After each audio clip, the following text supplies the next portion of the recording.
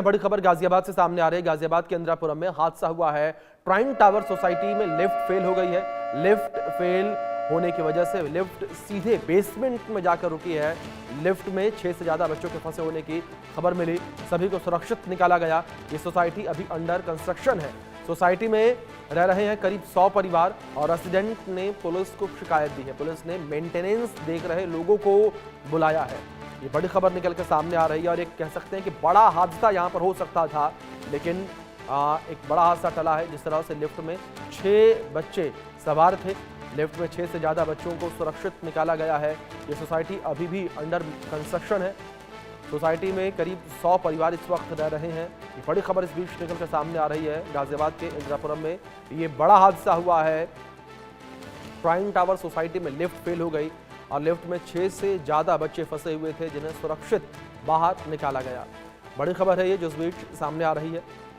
Society में करीब 100 परिवार रह रहे हैं और प्राइम टावर सोसाइटी है। ये तस्वीर आपके स्क्रीन पर है इस बीच। तो गाजियाबाद के इंदिरापुरम की ये सोसाइटी है। कुछ तस्वीरें स्क्रीन पर आपके। इस लिफ्ट के अंदर 6 से ज़्यादा बच्चे जो हैं वो सवार थे। ये बड़ी खबर इस बीच निकल कर सामने आ रही है और इस सोसाइटी में 100 से ज़्यादा परिवार इस वक्त रह रहे हैं। हमारे सहयोगी अनिल चौधरी जुड़ गए हैं, उनका रुख कर लेते हैं। अनिल, आप हालातों को लेकर आपसे अपडेट चाहेंगे। किस तरह से स्थिति बनी, लिफ्ट फेल हुई और इसके बाद बच्चे इसमें सवार थे, उसको लेकर भी जानकारियां सामने आई?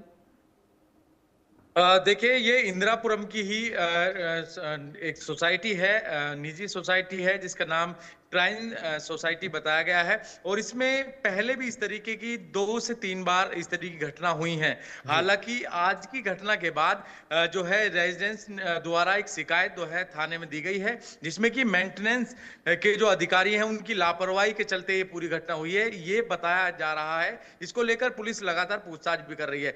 पर ये जो घटना हुई है, ये घटना उस वक्त हुई जब जो बच्चियां हैं, ये आधा दर्जन से ज्यादा बच्चे जब कन्या पूजन कर तभी घर के लिए लौट रही थी, तभी 5वें फ्लोर पे जा रही थी। अचानक से लिफ्ट रुकी और रुकने के बाद लिफ्ट फ्री होने के बाद नीचे की तरफ मूव करी और जब बच्चे काफी डरने लगे, हालांकि एक उसमें युवती भी है, वो बच्चों को लगातार समझा भी रही है कि बेटा कोई परेशानी नहीं होगी, लिफ्ट जैसे ही नीचे जाएगी तो हम बाहर निकलेंगे। तो कहीं ना कहीं आज ये बच्चे काफी दिक्कत हो सकती थी बच्चों को। हालांकि कुछ पेरेंट्स साथ में थे तो इसीलिए बच्चों का मनोबल नहीं टूटा और बच्चे सुरक्षित जो है बाहर निकाल लिए गए। हालांकि इस घटना के बाद जो सोसाइटी के लोग हैं, काफी उनके अंदर डर का जो माहौल है वो देखा गया है और अब जो सोसाइटी के लोग हैं उनकी तरफ से शिकायत भी दे दी गई है और ऐसे में जो मेंटेनेंस के लोग हैं उनसे अब लगातार पूछताछ चल रही है। आखिरकार इतने कई हजारों का जो है मेंटेनेंस लिया जाता है, उसके बावजूद भी जो मूलभूत सुविधाएं और जो सुरक्षा की दृष्टि से लोग रहते हैं, वो सुरक्षा इन लोगों को नहीं मिल पा रही है। इसकी शिकायत इन्होंने अब पुलिस को की है। पुलिस अब पूरे मामले की जांच कर रही है। जांच के बाद किस तरह की कार्रवाई होगी वो आने वाला वक्त बताएगा। बिल्कुल बिल्कुल अनिल, किस तरह से कार्रवाई होती है वो देखने वाली बात होगी। लेकिन दूसरी ओर अनिल, जिस तरीके से खबर सामने आई कि सोसाइटी अभी भी अंडर मेंटेनेंस है, उसको लेकर क्या कुछ कहना कि अंडर मेंटेनेंस सोसाइटी में जो परिवार हैं वो रह रहे हैं? वाकई आपने सही सवाल किया ये, क्योंकि अंडर मेंटेनेंस है और ऐसे में अप्रूवल किस तरीके का मिला है, जो अधिकारियों ने दिया है, जो गाजियाबाद प्राधिकरण ने दिया है, ये भी अपने आप में बड़ा सवाल खड़ा होता है।